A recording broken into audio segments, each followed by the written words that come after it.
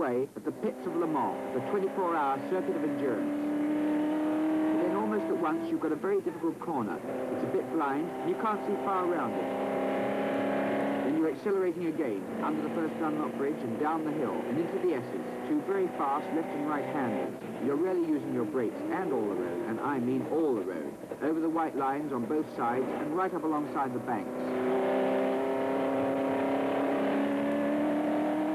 Pull away down this short straight before breaking again to Tertre Rouge. It's a very slow corner, actually, with a sandbank there on the left. Try and keep out of it. So now we've started on the Mulsanne Straight. This is the real straight, although there's a kink at each end. And this is where the speeds really go up. Over 150 miles an hour now, and we're not even flat out yet. And yet you can see the way the white lines flash past. Now we're getting on towards the halfway down the straight and approaching maximum speed. Over 200 miles an hour. It can get darn difficult here at night, particularly when you can see a couple of red lights ahead and you can't tell whether you're chasing a slow car doing, shall we say, 110 miles an hour, or a really fast one. That is, of course, unless you catch up with it. And during the 24 hours, you will brake about 2,500 times. Now, this is a fast 5-litre GT car weighing over 2,000 pounds. And that means that during the race, the brakes will be running at more than 600 degrees centigrade for the whole of the 24 hours. Except, of course, during pit stops when I can tell you they get a downside on of the ramp. Now we're getting near the end of the straight, and we're at full bore. And here's the right-hand curve that you take very fast, just before the braking zone. You begin to brake about 500 yards from the corner, and you start to come down from about 200 miles an hour plus to 45 or 50. The signalling area, there on the right of the corner, keeps in touch with the pits right through the race.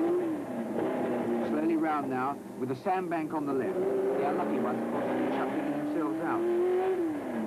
Accelerating, and now we're on the third fastest part of the circuit, before the corner they call Indianapolis. Up to about 180 miles an hour here, before braking slightly for a couple of very fast right-hand curves leading into Indianapolis.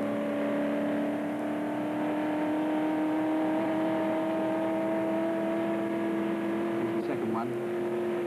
There you can see the white board at the end marking the right-hand corner. Indianapolis is two corners really. There's this small right first, which you slow for, and then you brake hard for this, the main corner. Round Indianapolis, in a very short straight here, accelerating hard before braking equally hard again for a sharp corner at Arnage. Arnage is another slow right-hander with a sandbank, which for some reason people don't seem to get in as often as the others. Out of Arnage, accelerating, building up for the second fastest part of the track, approaching 190 miles an hour. With a few of these slight curves, some people seem to lift off for them. These are the really dangerous ones, though, when you're travelling fast. The track can curve, and you don't. Somehow you go straight off. The next is certainly the most difficult section of the circuit, up to 190 in places, and slightly blind before the White House corner. Now here's White House. We go on accelerating now, all the way up to a new chicane that slows us right down to 50 miles an hour or so before the pits. On the second lap, you may change your braking technique a bit, but you've got to get it right first time, otherwise you just won't come round again.